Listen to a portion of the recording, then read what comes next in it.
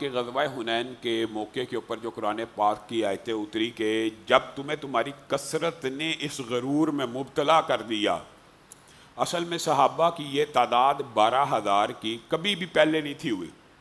اور یہ بات بھی یاد رکھیے گا کہ رسول اللہ صلی اللہ علیہ وسلم کی ایک حدیث اس بات کے اوپر دلالت کرتی ہے کہ جس لشکر کی تعداد 12,000 ہو جائے اس لشکر کو عدد کے اعتبار سے کوئی دنیا کا لشکر شکست نہیں دے سکتا. اگر وہ ایمان والے پکے مومن ہوں تو عدد یہ کفایت کرتا ہے.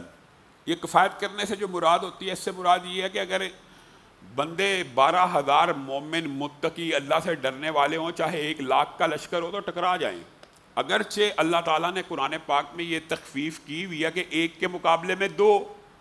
یہ تخفیف موجود ہے اور اس تخفیف کا فائدہ مسلمان اٹھا سکتے ہیں کہ ان کی لشکر کی تعداد 50,000 ہے, ہماری 10,000 ہے, ابھی ہم 25 تک لے کے جائیں گے. یہ تخفیف قرآن پاک میں اللہ نے پہلے 10 کا تھا پھر یہ 1-2 کے مقابلے کی ہے. لیکن یہ حدیث اس بات کے اوپر دلالت کرتی ہے کہ بنیادی طور پہ جب 12,000 کا فگر اچیو ہو جائے تو پھر عدد کے اعتبار سے مزید بندوں کی ضرورت نہیں ہوتی. ہاں اسباب کی ضرورت ہو سکتی ہے, ہتھیاروں کی ضرورت ہو سکتی ہے, معیشت کی ضرورت ہو سکتی ہے, ان کی کمانوں کی ضرورت ہو سکتی ہے, تلواروں کی ضرورت ہو سکتی ہے, زروں کی ضرورت ہو سکتی ہے.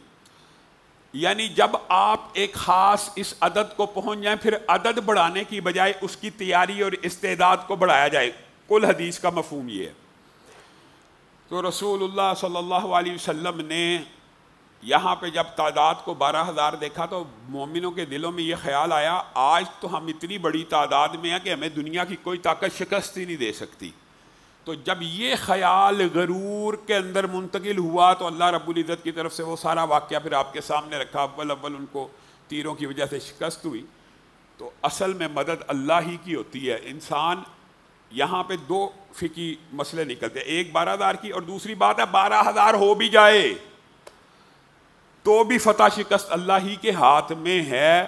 یہ نہیں کہ بندہ یہ سوچے اب 12,000 ہے, حدیث پہ ایمان ہونا چاہیے لیکن اس کے اوپر غرور اور تکبر نہیں ہونا چاہیے کہ اب ہمیں دنیا کی کوئی طاقت شکست نہیں دے سکتی. اس کی فتح بھی یعنی فتح کی جو اچھائیوں کی جو نسبت ہے وہ اللہ رب العزت کے ساتھ کرنی چاہیے.